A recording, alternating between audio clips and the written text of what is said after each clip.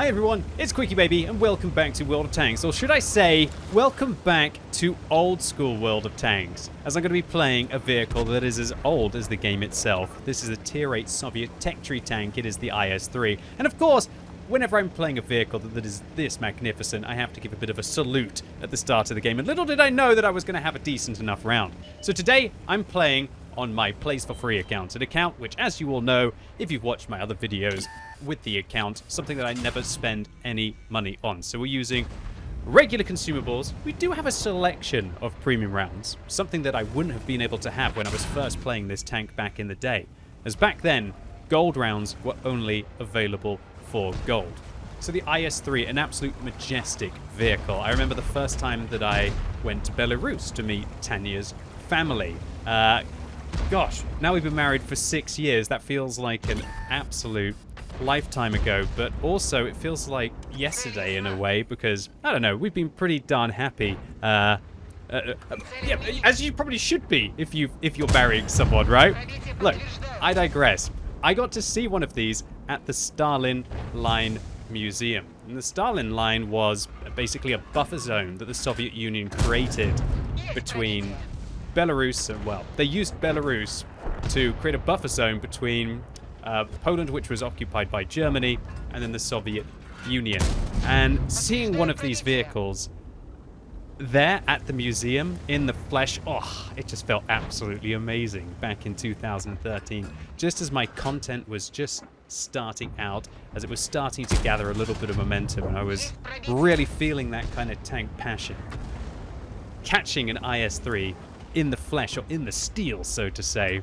Oh, yeah, still one of my favorite memories of seeing any tank in real life. And it always makes me realize that one of the best things about World of Tanks is that kind of tangible link to such an amazing but also, you know, harrowing time. And I think that the machines that came from it always definitely sparked my interest, and it's what made me turn into, should we say, a super fan of the game, and enriched my knowledge of history, because I'm not going to pretend I didn't really know too much about armored vehicles before I started playing the game. And I think it's just awesome that it kind of piqued my interest. And I think probably that's the case for a lot of you out there. But I digress for the second time in this video. Just because I'm playing an old school World of Tanks doesn't mean that I have to reminisce about all of my favorite moments over the last 6 years, because there's been quite a lot of them, right? Let's talk about why the IS-3 has not really needed to be buffed since it was introduced into the game. It doesn't have the best DPM, 1,759. If that was to go in at Tier 8 now, you'd think that was rather poor. It doesn't have very good accuracy at 0.4, has awful aim time at 3.4 seconds. Its armor hasn't been buffed. All of these kind of aspects of the tank just feel as if they're kind of a little bit lackluster these days compared to a lot of the new tanks that are going into the game and a lot of the power creep in World of Tanks. But what you need to realize is that those kind of statistics that the vehicle had were actually really kind of decent back in the day, combined with 220, is it 6 millimeters of penetration? I always get this wrong, sorry, 225 millimeters of penetration. That's about as old as World of Tanks itself. People correcting me in the comments that I missed the penetration by 1 millimeter. I'm sorry, I can understand that 1 millimeter can make all the difference in certain areas, but in World of Tanks it actually can do as well, especially when it comes to overmatching enemy armor. I digress for the third time in this video. Focus on what is hand, Quacky Babs. And that is that this thing, combined with the decent penetration, the 390 alpha damage, it just had this kind of decent enough, almost idiot-proof armor that has really nice angling all down the side, so if somebody shoots you anywhere along the upper half of the side of the hull, it will automatically ricochet. It's a nice low-profile tank, which meant that it was really easy, and still is, to hide behind cover. These Soviet tanks are just so efficient in the game for a reason. And it's bizarre that I still feel that when I take this thing out onto the battlefield, I probably don't have as much chance as if I'm playing a Defender, or if I'm playing the Skoda T56, the latest Tier 8 premium medium tank, although, yeah, it's still, no, it's a heavy tank, it's not a medium tank, and we're hunting it right now. And oh dear, we just got some old school RNG there. That definitely hasn't changed in the game, has it? The RNG is just as bad as when I started. Although, actually, that's kind of a little bit of a lie, because Wargaming at one point buffed the kind of dispersion as to where shells went inside the reticle. Previously, it was a lot more dispersed, kind of a lot more random. And then Wargaming gravitated at least the majority of shells to go towards the center. And that was when Wargaming massively buffed vehicles like this, inaccurate tanks. Because inaccurate tanks previously would go towards the edge of the reticle very often. And then because more of the shells gravitated towards the center from the change they made, sometimes you can just get those ones where it goes into the middle and you get those good RNG shells and you roll the 6 and you shut down the Tiger on the enemy team. And just like that, we're now up to 4 kills and 4,000 damage on a plays for free account in one of the oldest vehicles in the game. In my opinion, ideal matchmaking. I still really love 3-tier spread games. I do not mind being a mid-tier vehicle in a 3-tier spread game. But obviously, a lot of people don't want to be the bottom-tier tank destroyer like the IKV-90B. You can't have it both ways, right? You can't have that feeling of superiority when you're on top. There's the feeling that you've got to have that kind of act of defiance, I guess, when you're the lower-tier vehicle.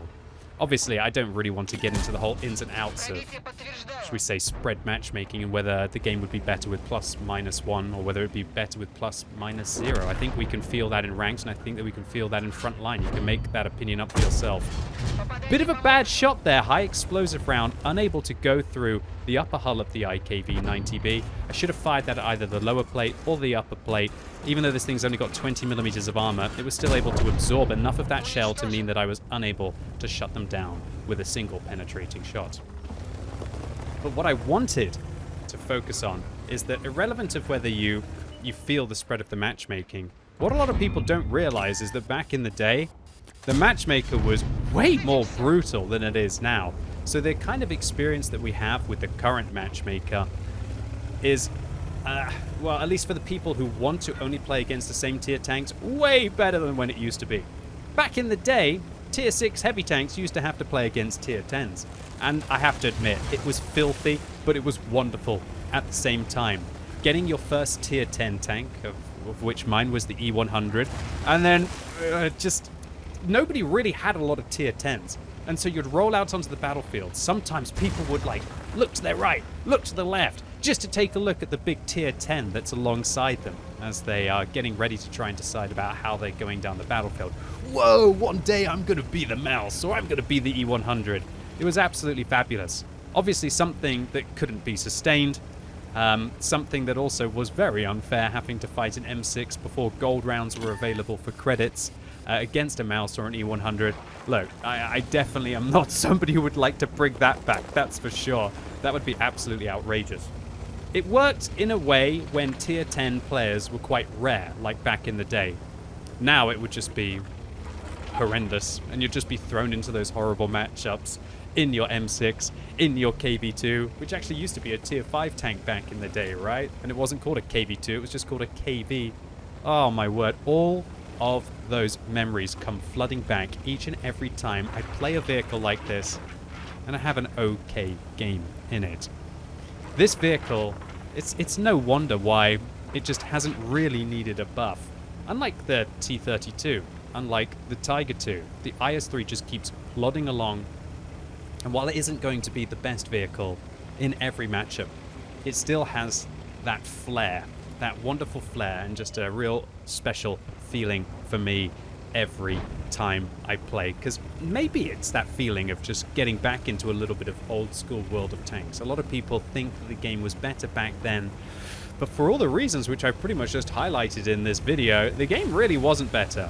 A lot of people ask me, would you like to go back to a certain patch of World of Tanks? Maybe for a few days, maybe, but I wouldn't want the game to go back to the way that it was. When you think about every other game getting better, every other game progressing, the competition back in 2010, when this game was first released, was just simply not there compared to what it is like now. Would I be so happy going and playing one of my little puppy tanks and not being able to fire premium rounds unless I wanted to get out my credit card to be able to afford them when I get into a bad matchup. Now that there are other very good tank games that you could be able to play as well, or alternatively just lots of other free-to-play titles. I think one of the reasons why people felt so happy about that old school World of Tanks was that really the competition wasn't quite there, or that it wasn't quite developed enough. And so whenever I play a vehicle like this and I reminisce, I'm happy for the moment, but I'm also darn happy that I don't have to deal with them anymore. And it's something that I always try to take into account where when you're trying to make a decision about whether a change is good for the game, whether it's you just not wanting things to change because being scared of change is only natural, or whether with things, at least in my opinion, like Crew 2.0, that it's wargaming almost trying to sabotage a game that I have been thoroughly in love with for the last 10 years. So a decent enough result here for the IS-3. We pick up a high caliber and a top gun for our 5,400 damage dealt and our 7 kills. And an ace tank for the 1,692 base experience points. I did fire a few gold rounds here, but I would have made a profit with or without a premium account. And there's one thing that I'd like to highlight is that back in the day, 7 kills would net you more of a medal than a top gun. Originally, 7 kills would get you a Whitman's medal, which was deemed inappropriate when people started to dig into the individual's allegiances, read into that what you will, which was then turned into a Radley Walters medal pretty much within the first few months of the game's release. And then they decided to do away with it altogether. 7 isn't that special anyway, and they wanted to put in a Radley Walters medal for 8 kills. So I want my Whitman's medal. That sounds weird saying that, but yeah, at least back in 2011, that's what World of Tanks was pinning on us. And make sure you let me know in the comments what kind of vehicle still holds that special place in your heart. One of the first tanks that you fell in love with in the game. Which one was it and why? And that's it for today, ladies and gents. I hope you enjoyed this little ramble with multiple digressions down memory lane. If you did, give the video a thumbs up. If you hated it, however, give it a thumbs down. And as always, thank you so much for watching. You've been epic, and hopefully I'll see you soon.